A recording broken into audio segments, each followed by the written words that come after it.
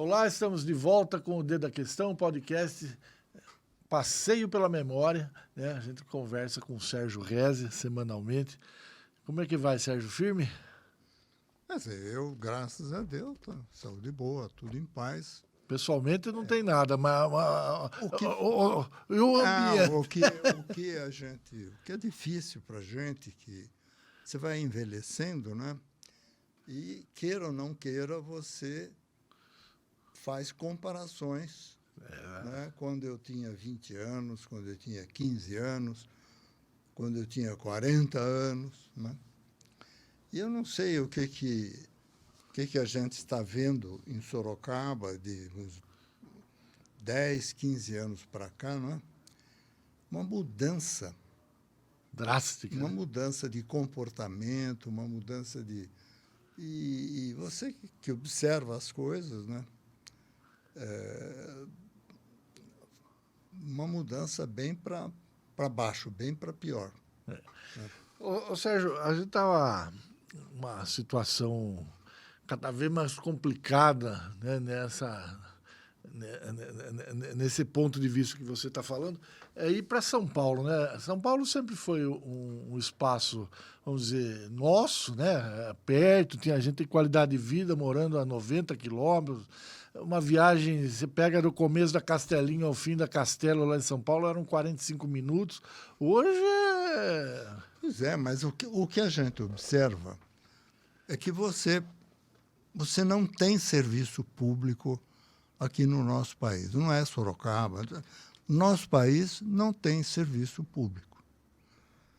Então, quando você observa, por exemplo, eu já comentei aqui, eu ia para São Paulo, eu pegava o trem aqui, nós morávamos ali no Largo do Rosário, ali perto, ia a pé, pegava o trem. Estava em São Paulo. Estava em São Paulo, 8 horas, 9 horas da manhã, estava em São Paulo. O que ia de gente que trabalhava, inclusive pessoas que trabalhavam no escritório da Estrada de Ferro Sorocabana, na Estação Central, tudo. Quer dizer, o que ia de gente para lá de trem? Tinha o vagão, até vagão restaurante tinha, né? Esse era um trem que vinha de Presidente Bernardes, Presidente Prudente, lá tinha vagão dormitório, né? A gente via. Então, hoje, para você ir para São Paulo, você pega a fila de caminhões que tem, a fila de automóveis, é tudo, vamos dizer... Eu fui a São Paulo ontem, de Alphaville, para ir entrar em São Paulo, um horror. Agora, se olhava do lado esquerdo... Para sair era pior. Também vindo de São Paulo, para ir para Barueri, para ali também, tudo lotado. Isso, que hora que era? Era 11h30, meio-dia. Então, se é de manhãzinha, é pior. Agora, o que a gente você anda pela cidade aqui, você vai observando coisas que né? O que tem de gente catando lixo, andando com um saco de plástico preto nas costas. Eu vi, em plena Avenida General Carneiro, passou um rapaz com um saco preto e um ventilador nas costas. Da onde que vem? Entende? Então, o que você vê, você vai... Nós temos aquele... Né, o bairro, né, gente? O bairro, fala um Campolinho. Campolinho hoje vai dali da João de Camargo até Piedade, né? Mas o nome não é Campolinho, o nome é Bairro da Água Vermelha. Entende? O bairro chama-se Bairro da Água Vermelha. Então, o que você vê, né, de situações que eu posso chamar de estranhas, de complicadas, né?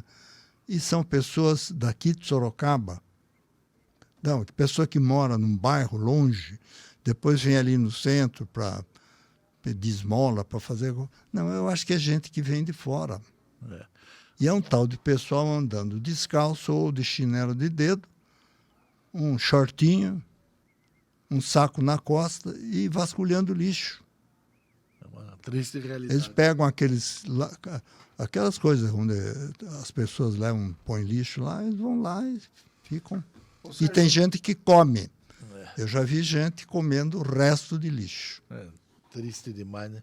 Ô, Sérgio, você acha que essa questão que a gente estava falando de ir para São Paulo, por exemplo, que virou esse caos, essa transformação em tudo que você lembra, desde criança, adolescente, quando acaba o trem, e vira ônibus e vira caminhão, você acha que faltam lideranças de Sorocaba que abracem esse tema? Não, o problema não é a liderança de Sorocaba. Acho que Não é Sorocaba que está sem liderança, porque não, é que isso virou, como se diz, regra geral. Você vai em São Paulo, vê o que você vê em São Paulo. Para onde você for, você vai ver esse rebaixamento social que aconteceu.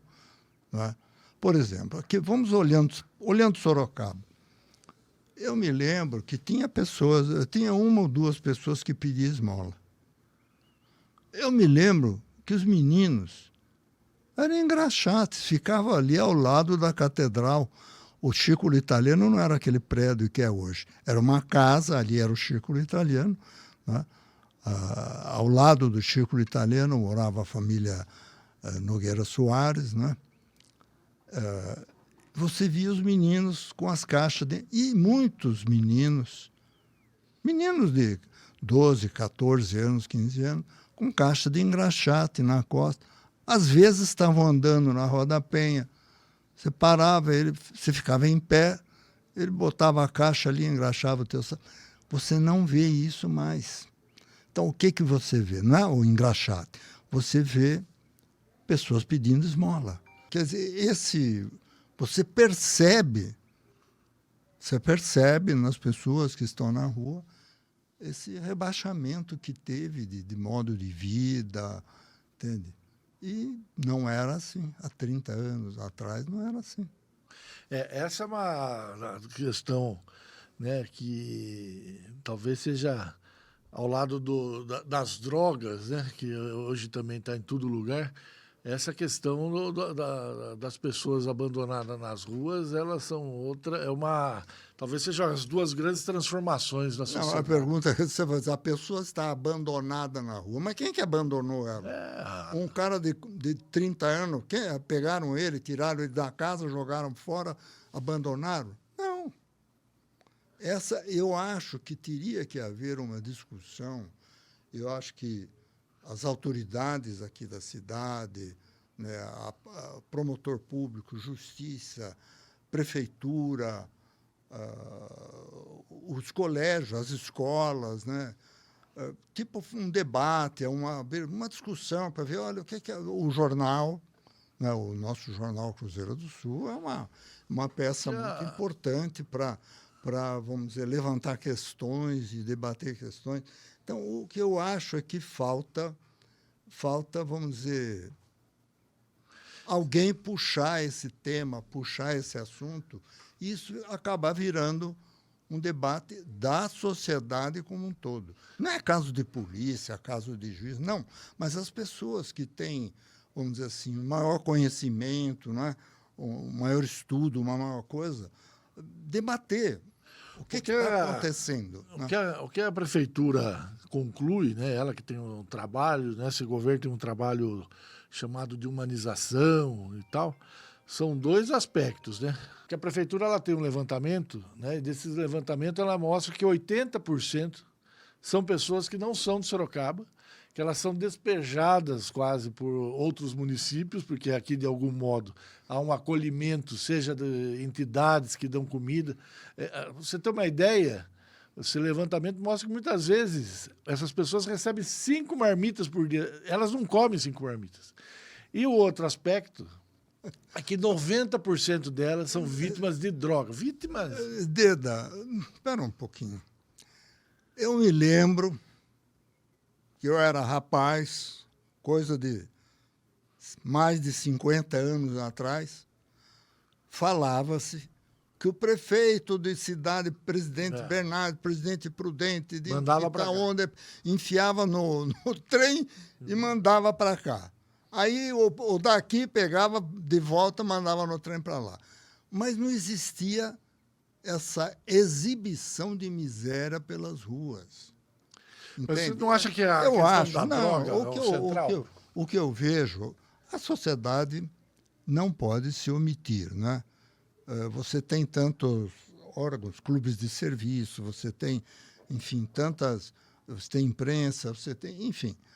Eu acho que deveria haver, né, provocado, quem deve provocar e pode provocar, que tem autoridade, são, primeiro, o prefeito da cidade, o poder judiciário, entende? Poder judiciário. Vamos organizar aí um debate, o que está acontecendo, por quê, o que é, o que não é, para trazer esse assunto a público. A público ele já está, mas trazer a debate para ver. Então, aí você analisa o porquê, por que acontece, o que tem aqui, e o que eventualmente, a sociedade como um todo, porque isso não é um trabalho do prefeito exclusivamente. Isso não é um trabalho do juiz, não é um trabalho do professor. Cada um é parte de uma engrenagem social que tem suas responsabilidades, não é? E, vamos dizer, exerce uma liderança sobre uma parcela muito importante da sociedade. Então, eu acho que é um assunto que precisa virar público, debatido. Né? Os clubes de serviço, aí, Lions, Rotary, maçonaria, de uma forma geral, eles debatem isso internamente. Mas não há uma organização, vamos dizer assim, que traga esses assuntos a público. Ô, Sérgio, você é uma pessoa que conhece diferentes partes do mundo, né?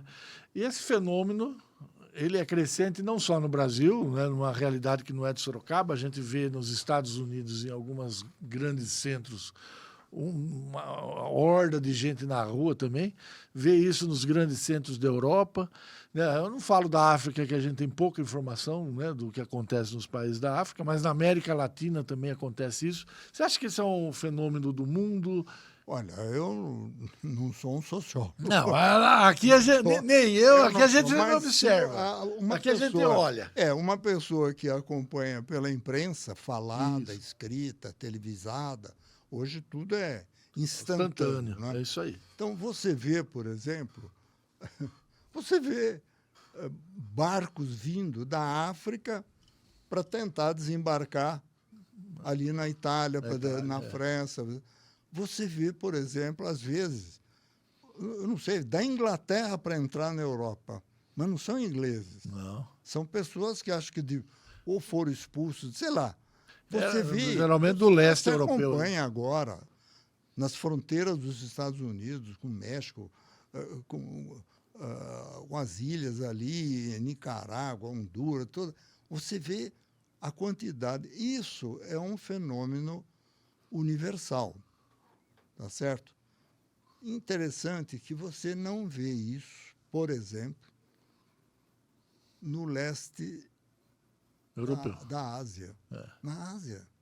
Você não vê, lá na Ásia, você não vê esse tipo de coisa. Você não vê na China, na China continental, na ilha da China, no Japão, você não vê na Austrália.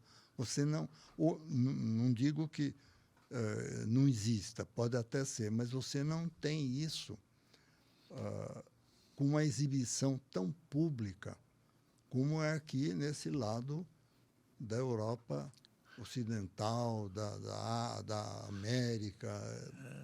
É onde prevalece mais o cristianismo, né? Essa coisa da religião. Não é um problema de religião. Isso não é um problema da religião. Mas é o que eu não sou um sociólogo. Então, o que eu estou dizendo é que eu acho que, por exemplo, no nosso mundo, vamos usar o nosso mundo aqui sorocabano, né? Eu acho que a gente deveria, vamos dizer, o prefeito e outras autoridades, né, o pessoal da justiça, o pessoal das escolas, né, enfim, conduzir criar a Faculdade de Direito, criar um debate, não é?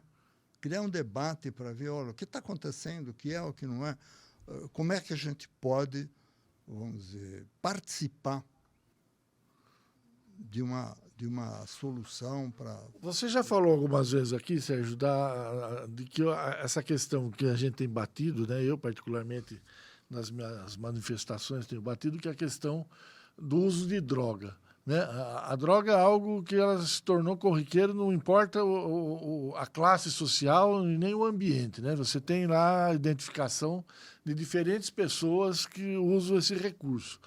E aí, num dado momento, acabam se perdendo e a coisa descamba. Né?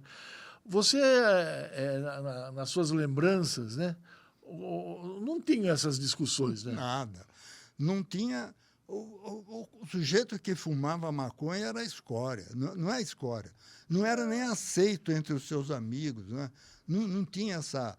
Havia uma rejeição a determinados comportamentos que naquela época. Mas o que eu quero dizer é o seguinte. Você vai dizer, bom, mas negócio da droga. Meu Deus do céu, a droga virou um grande empreendimento. Você falou tudo. Hoje a droga tem um grande empreendimento. Você falou tudo. Tem lá quem produz, tem o que transporta, o que comercializa. Pois agora mesmo a gente estava vendo aí, olha o que aconteceu no país vizinho aqui, no Equador. O Equador foi de perna foi pro ar. atacado. Mas atacado de fora? Não, de dentro mesmo. Entende? E na imprensa, você lê na imprensa, qual é o destino dessa droga, disso, daquilo? Bélgica, Holanda, Inglaterra. Agora, você vai dizer, mas a Inglaterra, a França, a Bélgica são países que têm um nível cultural, um nível de riqueza, de educação bem elevado. Então, são países milenares, processo, né? É um processo, vamos dizer assim, será que o ser humano está sendo mesmo... A responsabilidade é do ser humano. Estamos chegando no ponto central, né? De voltar para a gente mesmo. É melhor parar por aqui. Você falou um ponto que eu concordo integralmente. Né? As pessoas elas não se olham muito. Né? Olha, eu me lembro, eu já era rapaz. Você viu, ele fumou, aquele lá está fumando maconha. Era algo feio. Nossa, ele era rejeitado dos amigos e tudo. Hoje faz parte. A maconha é uma droga bem leve, né? Perto do que se tem usado. Do que a gente lê e vê aí. É um processo. Por isso que eu falo. Eu acho que, vamos dizer, se você hoje falar, aí determinado clube, vamos falar, Lions, Rotary, maçonaria, cada um desses clubes, eles exercem uma função de auxílio, uma função de ajuda bastante, vamos dizer, importante. Só que isso fica muito fechado. Você vê, por exemplo, nós temos a Vila dos Velhinhos. Tá? Então, a Vila dos Velhinhos ela é atendida por um determinado setor da maçonaria. O Monteiro Lobato, o outro Educandário, Santo Agostinho, tal. Então, são pessoas que estão. E são, eu diria, que são, vamos dizer, atividades que acabam ficando restritas a um determinado setor, a um determinado... E há grandes... Por exemplo, não é toda a sociedade que tem, vamos dizer, participação ou se utiliza do Monteiro Lobato, da Vila dos Velhinhos e outros. O que eu acho que deveria haver um grande, não sei, vamos dizer, quem coordena isso? Quem tem que coordenar isso são prefeito, autoridade pública. Cria um conselho para ver, para olhar, para debater, entende? Para organizar uma discussão, para dizer o que está acontecendo, por que está acontecendo e, eventualmente, como podemos trabalhar para, vamos dizer, ajudar a que isso não cresça mais ainda. Se a gente está caminhando ao final, está passando rápido, mas o assunto está bom. Você fala da importância dos clubes de serviço, né, maçonaria, Rotary, Lions, né, na vida da cidade, principalmente naquilo que não é atribuição direta do poder público. Você não vê hoje e aí da sua lembrança, né, da sua vida, uma presença maciça da religião ocupando esse espaço do clube de serviço hoje? Olha, a religião, nós temos Eu hoje. digo igreja, não a religião Você em vê a si, igreja católica, você vê protestante, você vê. que são milenares. Eu digo as Mas novas. todos eles, todos, clube de serviço, igreja, tudo, atuam dentro, vamos dizer, de um círculo de participação, de um círculo de atendimento que fica um pouco restrito, tá certo? Então, eu acho que teria que haver uma coordenação maior que chamasse setores da sociedade, debatessem, né? Debatessem, analisassem, ver como é que a gente... Eu não sou o dono da verdade. Claro. Eu estou aqui levantando um problema que você vai passando na rua e vê, não é? Mas eu acho que teria que haver uma coordenação maior, que isso só pode ser feita pela prefeitura, pelo judiciário, Câmara Municipal, enfim, nada de política no meio, não é? E ver como é que a gente pode, primeiro, tomar conhecimento, não é? Debater o assunto, e segundo, ver que tipo de solução, como é que a gente pode fazer, como não pode, né? Tem que haver um debate. Eu acho que precisa haver um debate sobre o que está acontecendo e que caminhos a gente pode, vamos dizer, ir para que a gente possa ajudar a resolver. Existem tantas coisas que eu acabei de falar aqui. Aí a maçonaria cuida da Monteiro Lobato, cuida da Vila. Então, mas isso se restringe a determinados setores, né? Sempre teve Humberto de Campos, sempre teve essas coisas todas, né? Mas ele não consegue, é muito restrito. Fora que a gente vê essa mudança que a cidade passa, né? Tem uma consequência no seu número de habitantes. Hoje, 800 mil habitantes e crescendo não é uma coisa de a gente pensar. Sorocaba atrai. Exatamente. As pessoas que vêm de fora, vêm de outros lugares, vêm para cá, para Sorocaba. Entende? Você vai, tem cidades aqui ao nosso redor. Eu fui a Piedade. Olha, a Piedade está como era há 50 anos atrás. Entende? Aquela mesma Piedade que a gente conhecia. Produção rural. Sorocaba, por força da sua explosão econômica, vamos chamar, importância e explosão econômica, atraiu muita gente, né? A mudança. Então, eu acho que seria muito importante, né, que se chamasse as forças vivas da cidade para um debate, para saber o que é, o que não é. Aí vão surgindo opiniões, vão surgindo... esse debate faz com que venham opiniões à tona e pode se encontrar. Lógico que você não vai resolver isso uma canetada. Não vai, porque daí, em vez de 700 mil, você vai ter 2 milhões aqui, que vem aqui porque outras cidades e outras coisas.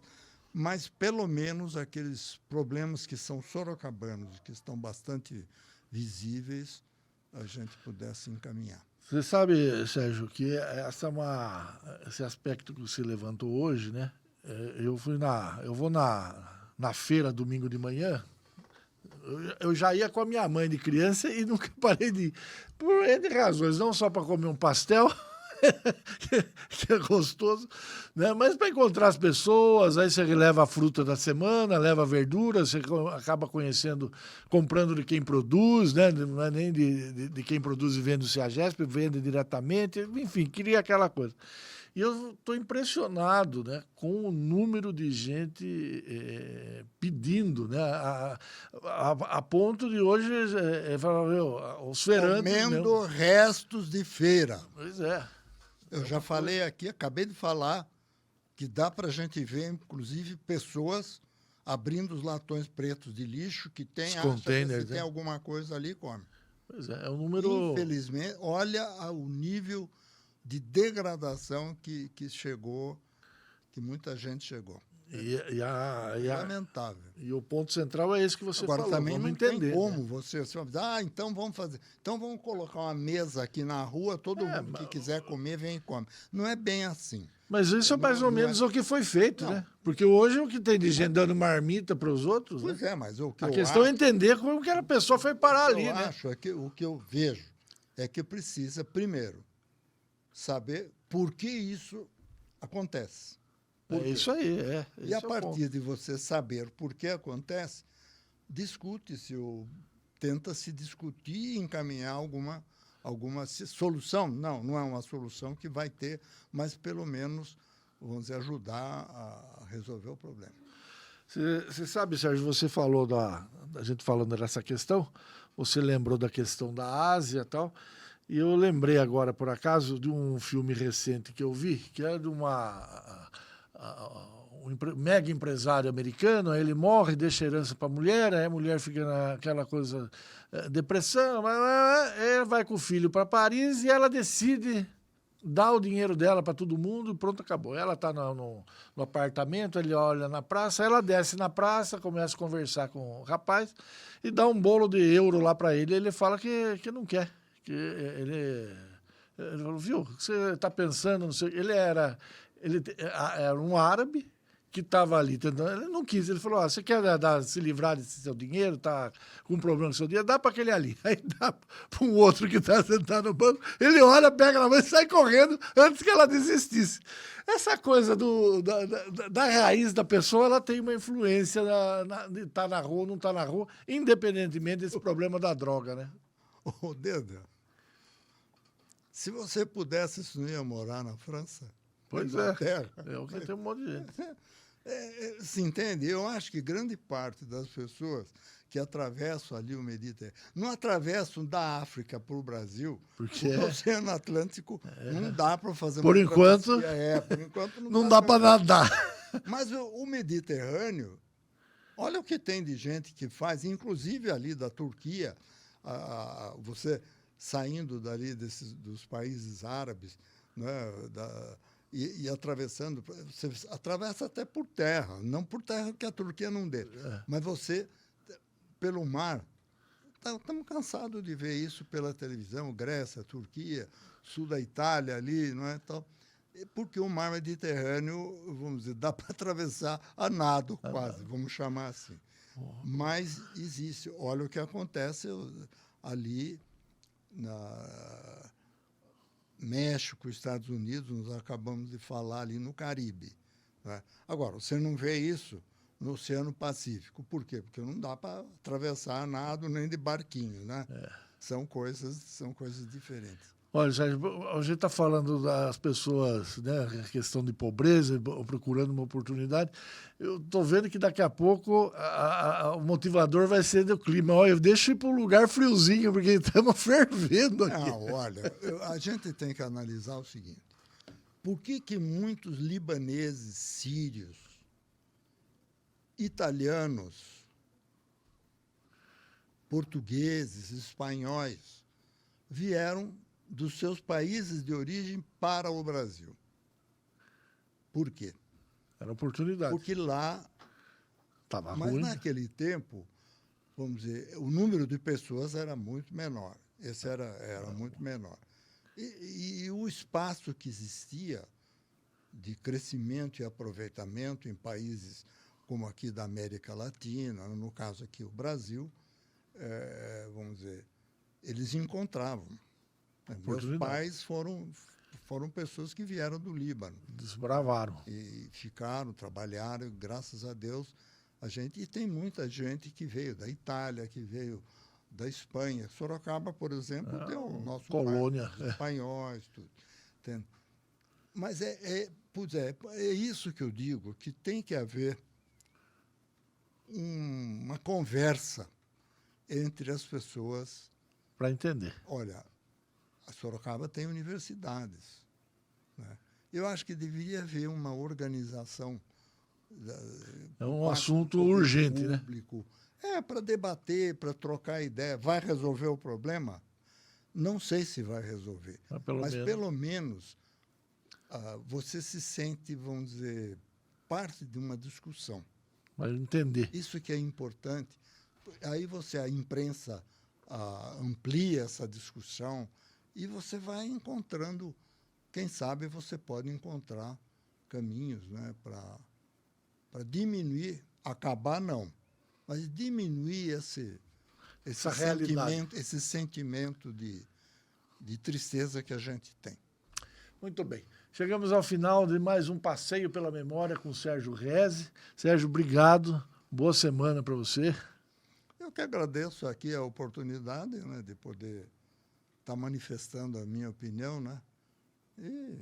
Isso é sempre importante. Isso é sempre importante porque, como diz o nome do quadro, né, as suas lembranças, elas ajudam a gente a entender o nosso presente e tomara, né, como você sugeriu hoje no programa, que a gente entenda qual vai ser nosso futuro. Essa preocupação você sempre teve, né? Eu acompanho isso e isso é fundamental. Obrigado, Sérgio. Não, por isso, eu que agradeço. Tchau, até a semana que vem.